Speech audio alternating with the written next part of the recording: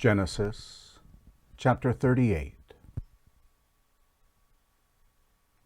At that time Judah went down from his brothers and visited a certain Adulamite whose name was Hira. There Judah saw the daughter of a certain Canaanite man named Shua. He took her and went in to her. She conceived and bore a son, and he named him She conceived again and bore a son, and she named him Onan. She yet again bore a son, and named him Shelah. He was at Chezib when she bore him. Judah took a wife for his firstborn, and her name was Tamar. Judah's firstborn, was wicked in the Lord's sight, so the Lord killed him. Judah said to Onan, "Go in to your brother's wife, and perform the duty of a husband's brother to her, and raise up offspring for your brother."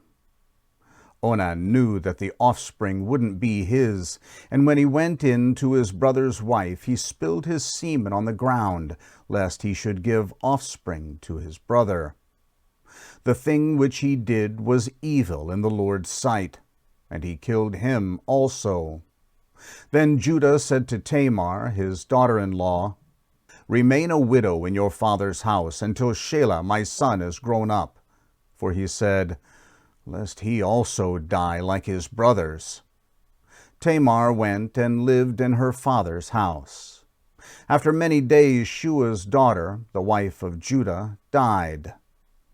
Judah was comforted and went up to his sheep-shearers, to Timnah, he and his friend Hira, the Adulamite. Tamar was told, "Behold, your father-in-law is going up to Timnah to shear his sheep." She took off the garments of her widowhood and covered herself with her veil, and wrapped herself and sat in the gate of Enaim, which is on the way to Timnah. For she saw that Shelah was grown up, and she wasn't given to him as a wife. When Judah saw her, he thought that she was a prostitute, for she had covered her face.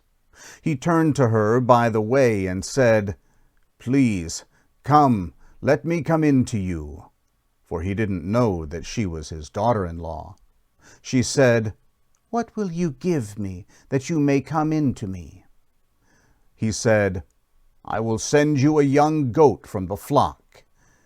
She said, "Will you give me a pledge until you send it?" He said, "What pledge will I give you?" She said, "Your signet and your cord, and your staff that is in your hand." He gave them to her, and came in to her, and she conceived by him. She arose and went away, and put off her veil from her, and put on the garments of her widowhood. Judah sent the young goat by the hand of his friend, the Adulamite, to receive the pledge from the woman's hand, but he didn't find her. Then he asked the men of her place, saying, "Where's the prostitute that was at Enaim by the road?" They said, "There's been no prostitute here." He returned to Judah and said, "I haven't found her."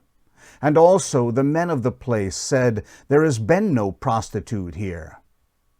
Judah said, "Let her keep it, lest we be shamed. Behold, I sent this young goat, and you haven't found her." About 3 months later, Judah was told, "Tamar, your daughter-in-law, has played the prostitute. Moreover, behold, she is with child by prostitution." Judah said, "Bring her out and let her be burned." When she was brought out, she sent to her father-in-law, saying, "I am with child by the man who owns these." She also said, "Please discern whose these are, the signet and the cords and the staff."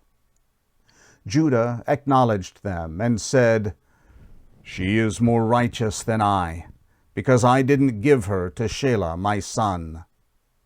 He knew her again no more. In the time of her travail, behold, twins were in her womb. When she travailed, one put out a hand, and the midwife took and tied a scarlet thread to his hand, saying, "This came out first." As he drew back his hand, behold, his brother came out. And she said, Why have you made a breach for yourself? Therefore his name was called Perez. Afterward his brother came out, who had the scarlet thread on his hand, and his name was called Zerah.